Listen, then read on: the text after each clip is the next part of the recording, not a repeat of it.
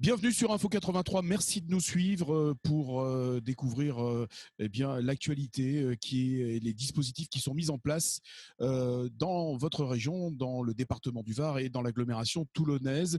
Nous allons parler d'un dispositif qui a été mis en place par le gouvernement et l'ADF, c'est-à-dire l'Assemblée des départements de France, avec l'Agence nationale pour l'information sur le logement, représentée ici par l'ADIL 83 en la personne du directeur qui est Armand Rouvier. Bonjour Armand Rouvier. Bonjour et merci de nous donner la parole. Mais c'est tout à fait normal et on va parler de ce dispositif également avec Maureen Halimi qui est votre directrice adjointe, toujours à la DIL 83. Bonjour, merci également. Merci et bienvenue avec Patrick Issartier que je resalue. Bonjour, oui, ça fait le deuxième entretien de la journée. Effectivement, nous allons partir donc à la découverte de ce dispositif. Alors c'est important parce que l'on soit locataire ou bien propriétaire, le message que vous allez délivrer aujourd'hui est important.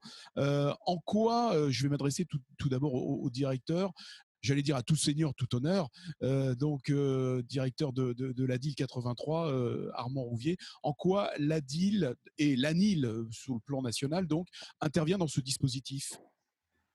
Disons que déjà, l'ADIL intervient de façon générale sur toute la problématique du droit et toute la problématique juridique liée au logement. Et ça, quel que soit le public, qu'il soit propriétaire, qu'il soit locataire, qu'il soit en difficulté ou qu'il soit pas en difficulté du tout, il intervient sur tout public et en toute neutralité. C'est la spécificité des ADIL et de l'ADIL du Var en particulier. Quel type d'intervention, Armand Rouvier? Donc ça porte sur des conseils liés aux locataires, conseils juridiques liés aux locataires. Ça peut être des problèmes d'expulsion, ça peut être des problèmes de relation avec son propriétaire, ça peut être des problèmes de travaux, ça peut être des problèmes liés à des relations avec la copropriété. Ça m'amène là à parler des relations avec les propriétaires. Donc le propriétaire qui a des besoins en matière de conseils par rapport à des baux, par rapport à des calculs de loyer, par rapport à des problématiques de travaux dans son logement, dans le logement qu'il loue. C'est très variable. Ça peut concerner des problèmes d'acquisition, d'accession à la propriété, enfin des plans de financement. C'est très large et ça touche l'ensemble des problèmes du logement. Donc vous prêtez écoute et vous portez ensuite assistance? Alors, c'est essentiellement du conseil et de l'information. Mais dans certains cas, et là ça rejoint la problématique sociale. Dans le cadre de ce dispositif, Armand Rouvier, en l'état actuel des choses, là vous intervenez aussi de la même manière? Alors, dans le cadre de cette crise qui nous touche tous, on a donc dû adapter notre moyen d'intervention. Bien évidemment, nous sommes touchés par le confinement. Donc, actuellement, nous avons donc 64% des salariés qui sont en télétravail. Il faut savoir que la DIL du Var, c'est 11 salariés. Donc aujourd'hui, vous avez 5 juristes qui interviennent en télétravail et vous avez la direction avec Maureen Halimi et moi-même qui intervenons également en télétravail. Donc nous sommes présents. Le matin, nous recevons donc les appels téléphoniques parce on est en mode, ce qu'on appelle en mode dégradé, c'est-à-dire qu'on n'est pas en capacité de recevoir tous les appels. Donc, dans cette période, et puis on est en train également de faire évoluer les choses, mais dans cette période, on intervient donc le matin pour prendre les appels téléphoniques. Et le restant de la journée, on a donc 5 juristes qui interviennent pour répondre aux mails.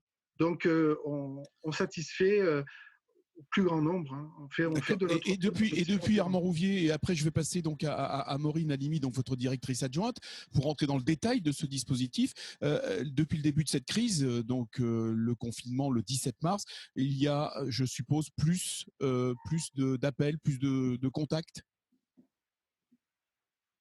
Je vais peut-être laisser parler Maureen là, sur ce point-là. On va passer directement à Maureen, directrice adjointe donc, de la DIL 83. Donc je posais la question au directeur, à votre directeur Armand Rouvier. Il y a plus d'appels, justement, plus de consultations depuis le début de cette crise? Alors non, pas forcément. Curieusement, on reste sur un nombre, un volume qui est relativement équivalent à celui qui était le nôtre avant la crise. Toutefois, les appels se concentrent plus désormais sur des sujets relatifs à cette réglementation et à son articulation avec l'épidémie, par exemple les déménagements, etc. Alors, quel est ce dispositif dont on parle depuis tout à l'heure qui se fait conjointement avec le Fonds de solidarité pour le logement? Alors, ce dispositif, en réalité, il était déjà existant avant. Aujourd'hui, on l'a simplement accru, on accentue la communication vis-à-vis de ce dispositif, c'est-à-dire exactement que l'on procède, alors nous, en tout cas pour parler que de la DIL du Var, à des médiations entre le propriétaire et le locataire, lorsque le locataire se retrouve en difficulté pour payer son loyer. Ce qui peut être le cas aussi à l'inverse, c'est-à-dire que le propriétaire peut avoir des difficultés parce que le locataire a pris la décision par rapport à cette crise donc, de ne pas payer son loyer. Exactement, exactement.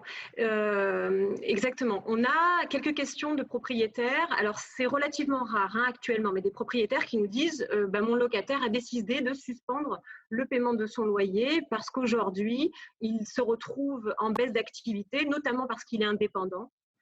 Et que donc il ne peut plus exercer son activité, que faire? Qu'est-ce que je suis en droit de faire? Nous, notre travail, c'est de maximiser le dialogue. En fait, on procède à des médiations, on établit des plans d'appurement, on négocie un report de l'exigibilité de l'intégralité du loyer. On essaye en fait d'arrêter l'hémorragie et de se faire un relais, un vecteur d'information. Patrick. Oui, ben moi je veux savoir un petit peu si vous avez eu des problèmes est-ce que ces problèmes se sont accrus plutôt d'un côté propriétaire ou plutôt d'un côté locataire? Plutôt du côté du locataire.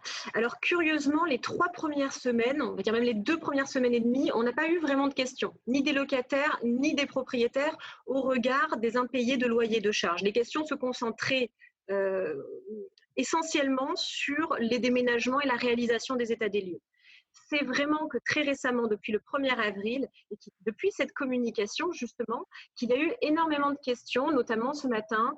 J'ai eu contact avec le juriste qui répond le matin aux appels téléphoniques et qui m'a dit déjà, en 2 heures, j'ai eu 6 appels au sujet de difficultés à payer le loyer et d'explications au niveau du FSL.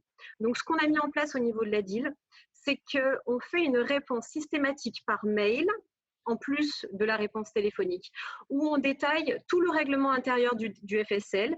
Le FSL, c'est le Fonds de solidarité pour le logement. Logement pour le maintien dans le logement. Que nous aurons aussi l'occasion d'interviewer sur Info 83, je le précise. D'accord. Donc alors à ce moment-là, je ne vais pas rentrer dans le détail du règlement intérieur.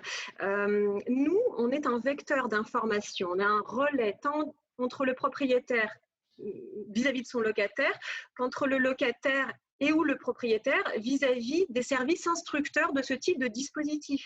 Il n'y a pas que le FSL, il y a également Action Logement pour les salariés. Donc voilà, on se fait le vecteur, ce relais d'information. Voilà, donc des conseils qui sont appliqués par l'ADIL 83 que l'on peut joindre donc vous avez je pense un site internet. Comment vous joint-on d'ailleurs? Par mail, par téléphone? Les deux. On peut nous joindre par mail sur l'adresse email adil@adil83.org. On fait pas mal de communication sur les réseaux sociaux. Nous avons une page LinkedIn, une page Facebook. On peut nous joindre par téléphone au numéro suivant 04 94 22 65 80 du lundi au vendredi de 9h à midi. Les mails sont réceptionnés toute la journée. Et on les redispatche aux juristes qui les traitent dans la journée. En général, le délai moyen de traitement, c'est dans la journée. Une petite question concernant, excuse-moi Thierry, oui, juste concernant les déménagements. Est-ce qu'il y a toujours des actions de déménagement entre les uns et les autres? Oui. Il y a toujours des actions de déménagement. Comment? Pardon. Quelles sont les autorisations qu'il faut avoir? Est-ce qu'elles sont spécifiques? Oui. Par rapport au déménagement, nous, notre position, c'est celle finalement du gouvernement, puisqu'on est là pour quand même relayer l'information du gouvernement. Il faut savoir qu'il y a une foire aux questions que l'on relaie, qui a été faite par le gouvernement. Cette foire aux questions, au sein de laquelle on trouve l'autorisation finalement de déménager, même si le principe, c'est de reporter autant que faire se peut les déménagements, sauf s'ils sont liés, sauf s'ils ne peuvent être reportés du fait d'un motif impérieux lié à des raisons de santé ou des raisons familiales, voire professionnelles. Quoi qu'il en soit, les déménagements peuvent être autorisés. À ce moment-là, on relaie directement cette question spécifique de la foire aux questions en expliquant que les locataires doivent avoir une attestation. De la part de la préfecture ? Non, c'est eux qui rédigent l'attestation sur l'honneur en disant qu'ils font un déménagement de telle adresse à telle autre adresse. On les invite à respecter bien sûr les gestes barrières, la distanciation sociale d'1 mètre et de déménager uniquement individuellement. D'accord. D'accord. Moi, j'ai une dernière question. Individuellement, mais ça, c'est pas possible. Il y en a qui peuvent le faire. Il y a par exemple des couples qui nous disent moi, je reste à la maison et mon mari fera les allers-retours. D'accord. Donc, par contre, on les engage aussi à se renseigner auprès de la police ou de la gendarmerie de leur commune. Une information importante. Oui, Patrick. Merci, madame. Moi, j'ai une dernière question concernant la baisse de loyer. Je pense qu'il va y arriver pas mal de problèmes sur les paiements des loyers puisque nos revenus vont baisser pour la plupart. Est-ce que si j'ai des difficultés à payer mon loyer dans les mois à venir, est-ce que je dois me rapprocher de l'ADIL, du propriétaire? Est-ce que j'ai des actions? Comment se passe-t-il?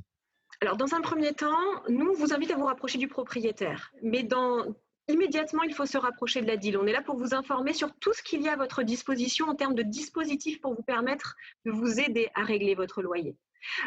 Ensuite, ce que l'on fait, c'est qu'on peut contacter le propriétaire. On peut le rassurer en lui expliquant. Moi, par exemple, j'ai pas mal d'appels sur des indépendants qui me disent « Je n'ai actuellement pas de problème de loyer. Par contre, je pense qu'au mois de mai, si ça continue, je vais en avoir. » Et à ce moment-là, je les engage à régler au moins une partie de leur loyer, non pas à tout suspendre, en prévenant le propriétaire, en maximisant les preuves écrites et en me communiquant à moi les coordonnées du propriétaire pour déjà aussi le rassurer, l'en informer s'il n'en a pas déjà été informé et voir ce que l'on peut mettre en place. Merci Maureen Halimi, merci également Armand Rouvier, donc directeur de l'ADIL 83 et pour Maureen Halimi, donc directrice adjointe. Vous n'êtes pas seul, que vous soyez locataire ou bien propriétaire dans cette situation bien particulière donc de crise sanitaire. Merci. Bien sûr, sur Info 83, vous aurez tous les éléments pour pouvoir contacter l'ADIL 83. Merci à vous deux, prenez soin de vous et à bientôt merci sur beaucoup. Info 83. Merci à vous. Beaucoup. Travaillez bien. Vous également. Au revoir. Vous également. Au revoir. Au revoir.